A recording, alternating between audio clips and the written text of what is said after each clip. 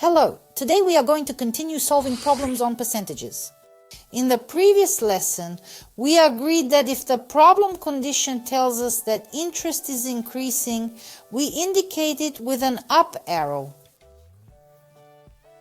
For a brief note, if I have a decrease in interest, then I indicate with an arrow down. You don't have to use these notations, you can write the full terms, but for the short one, I'll use these symbols. So the problem sounds like this. When the number was increased by 25%, it became 375. So I had a number.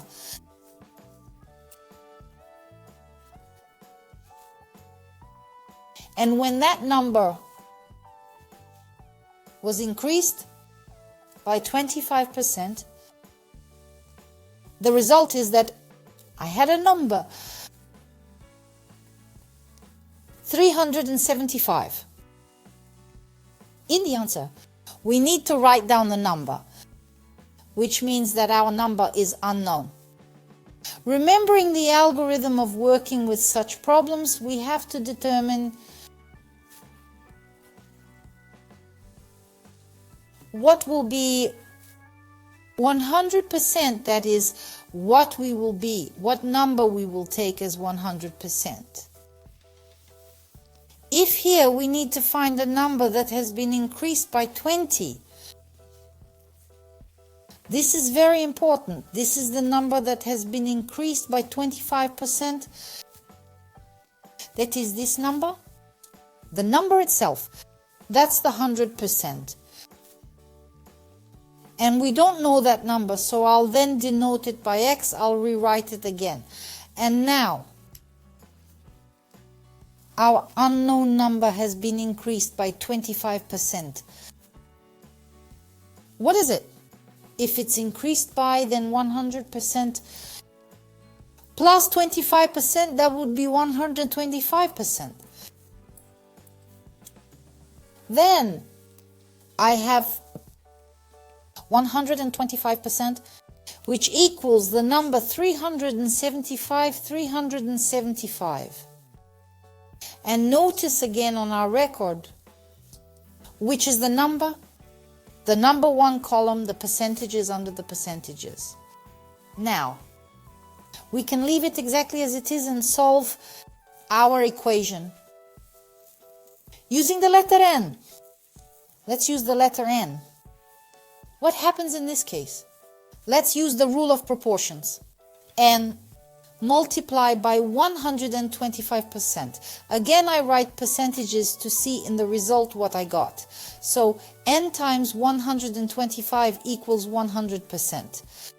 Percent times 375. Next, what do I get as a result? I need to find the number N. Note that in this problem I did not denote it by X. I have the right to denote it as I like. And in this case I want to show you what can be labeled by the letter N. So N equals 100% times 375 divided by 125%. I draw your attention to the fact that the sign of percent I have abbreviated.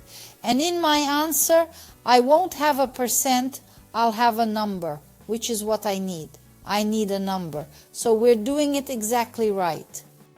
And now we're going to shorten it. Let's do 125 and 100 divided by 25. 100 divided by 25, that's 4. 125 divided by 25, that's 5.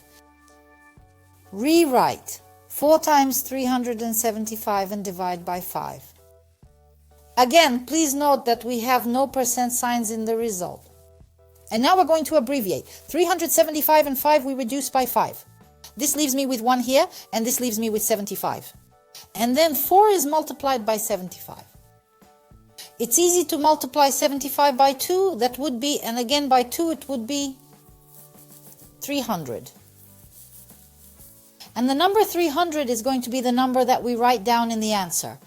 When writing down the final answer, we should go back to the conditions of the problem and think whether we got the correct answer. which is our number. Notice when the number was increased by 25, that is, the number got bigger, it became 375. What was the original number? And I got the answer 300. Well, indeed, if I increase 300 by 25%, I get 375. And then I write down the final answer. Next class, we'll go over some more problems. That's all for today. Goodbye. See you again.